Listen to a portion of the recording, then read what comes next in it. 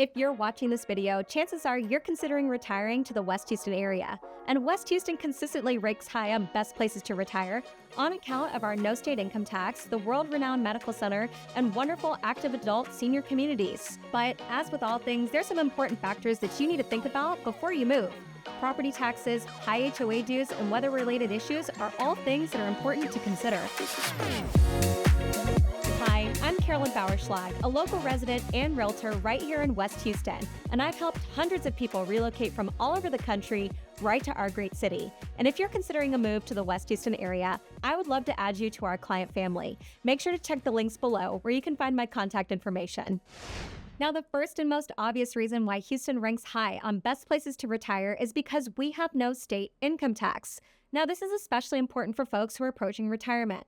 Many people are on a more and more fixed budget, or they're facing forced distributions from things like 401ks. Now, if you know something about 401ks, when you take that income, it is taxed as ordinary income. So the federal government's going to take their cut no matter what, but Texas as a state is not going to put their hand in the pot either. Now, we are only one of 8 states in the entire 50-state union here that won't do that, which makes Texas especially attractive for folks that need to consider what their monthly income is going to be taxed at. Now, the second, and what I think is kind of a sneaky factor for why Houston ranks so high on places to retire, is our world-renowned medical system. Now, the Texas Medical Center is located downtown and has over 60 institutions that employ over 100,000 people in the medical field. Now, the medical center isn't just a research facility. They have general medicine, they have regular hospitals, but they also have specialists that have come in from around the world to support things like heart disease or organ replacements or orthopedics or cancer treatment. Any type of treatment that you might be looking for as a senior or someone who wants to age in a great city is going to be literally at your fingertips. Now, on the west side in particular of Houston, we are very fortunate because some of the leading brands of the Texas Medical Center have locations out here on the west side. If you want to get treated at Methodist, or if you want to go to Memorial Hermann, or God forbid you need treatment from MD Anderson Cancer Center, all of that is available very close to the I-10 Katy-ish corridor. Now, the third major pro of moving out to West Houston as a retiree is going to be our wonderful master plan communities for active adults. Now, over the last 20 years especially, we have seen a major focus from developers in creating these beautiful communities for folks who want to age in place. A lot of thought and planning has been put into creating idyllic retirement communities so that folks that want to age in place can. So what we see just in the West Houston area are places like the Heritage Grand at Cinco Ranch, or the Wellspring at Tamaron, or Bonterra at Cross Creek Ranch, or the Heritage in Town Lake over in Cypress, or the Del Webb brands in Richmond and in Fulshear that are all available to folks that are at least 55 years and older. Now, in my experience, the folks that are actually opting into 55 and up communities are probably closer to somewhere around 70 or 75 years old. So I would say you would be in the rare case, if you were 55, choosing to live in these communities right out the gate. But what I love about them especially is that they very frequently have gorgeous homes that are on these 1,700 square foot formats that have 2 beds and 2 baths, but all of the amenities that you probably had in whatever home that you sold in order to get here. So it's definitely not a step down, but in fact, sometimes a step up in the quality of life that you'll have not only in your home, but in the community itself. Perhaps best of all, or most importantly, these community centers come with a lifestyle director or someone who is charged with making sure that on a month-to-month basis, the calendar is absolutely full. What most people that move into senior communities are looking for are networks, groups of people that are like-minded that they can have fun with, right? So if you go to any one of these communities or take me with you, we'll make sure to stop by that community center so that you can see the calendar of events and what your life will actually look like if you choose to retire in the West Houston area. And you can't talk about the pros of retiring in Houston if you don't at least consider the cons. And the first most significant con that I'll hear people cite when retiring in our area is property taxes. And this makes sense to me, right? If we're a no income tax state, where is the state going to derive the revenue? It has to be from property tax and sales taxes. And I would say property taxes are extremely significant.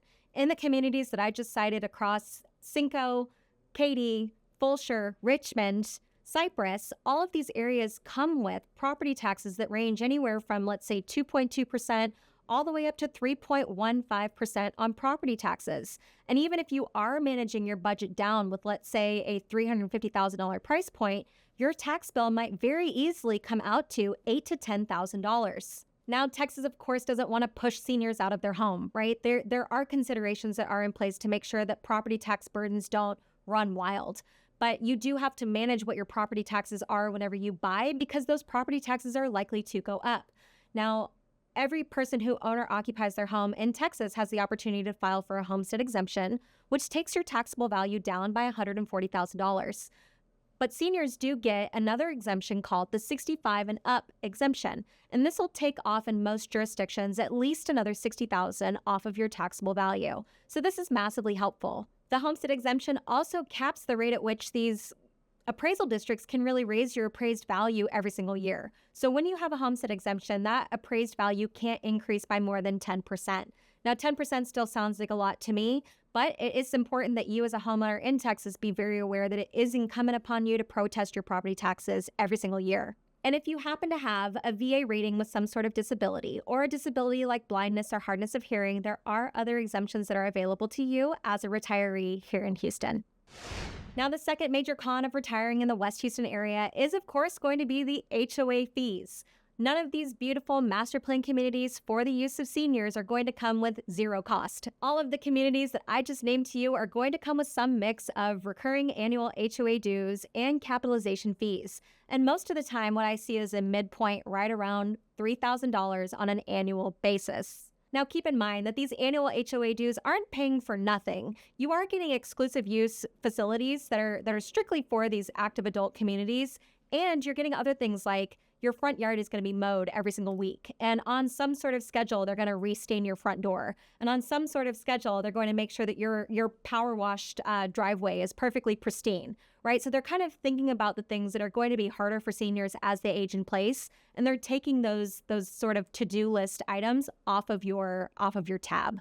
Now, the capitalization fees on your way into these communities are something that kind of I find not great, right? But no community is going to get you out of them. So to use Bonterra at Cross Creek Ranch as an example, you are highly likely to pay somewhere in excess of $5,000 just to become a member of this active adult community. And what is that paying for? You're paying 0.25% of your purchase price of your home. You're paying something called a foundation fee, which is equal to 1 full year of HOA dues, which I just said was $3,300.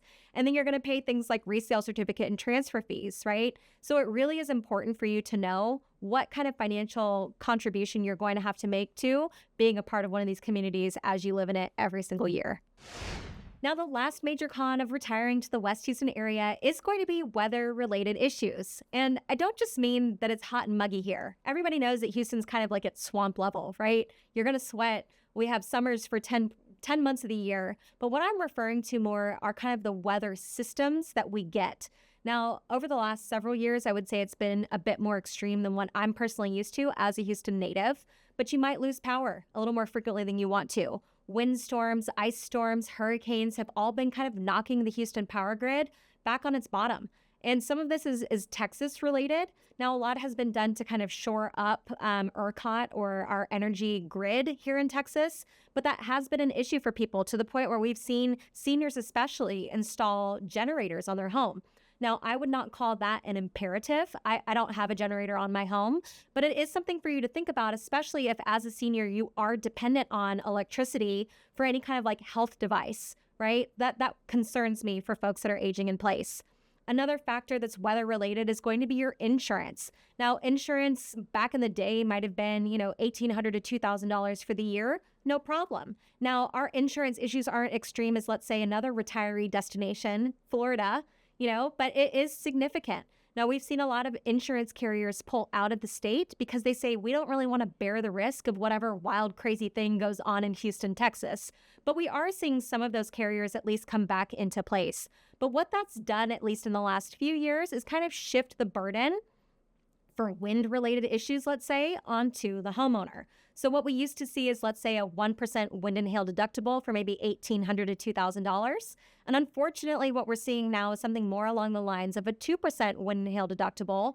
That's not necessarily that inexpensive. It might be $2,500 or $3,000 for the exact same house. So what I want you to do as a senior when you're budgeting is make sure that you have a buffer for any increases in your insurance costs in addition to the likely increases you're going to have for HOA dues and property taxes. Now, all that to say, Houston, in my opinion, of course, is a wonderful place for you to live. And if you need help discerning which place is exactly right for you, I do this day in, day out with my senior clients. It would be a pleasure to get a phone call from you. If you're thinking about making a move in the West Houston area, make sure to check the description below where you can find my contact information. And if you found value in this video here today, make sure to click the link below and subscribe because we put content like this out every single week. See you soon.